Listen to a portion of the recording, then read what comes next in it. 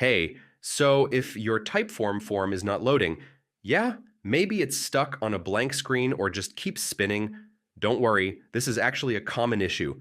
In this video, I'll show you how to fix it step by step. First, make sure your internet connection is stable. I mean, if your connection is slow or dropping, the form might not load properly. Next, just refresh the page. Yeah, it sounds simple, but sometimes the form fails to load on the first try.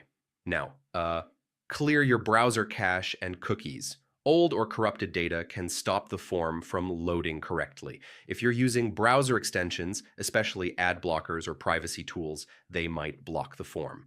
Try disabling them and reload the page. After that, open the form in a different browser or device.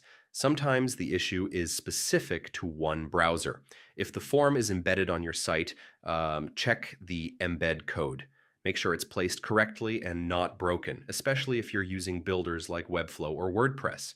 Typeform needs JavaScript to work, so if JavaScript is disabled or blocked, the form won't load at all. Sometimes the issue isn't on your side.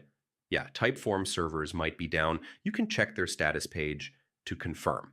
So those are the best ways to fix a Typeform form not loading problem. Usually it's something simple like cache, extensions, or embed issues.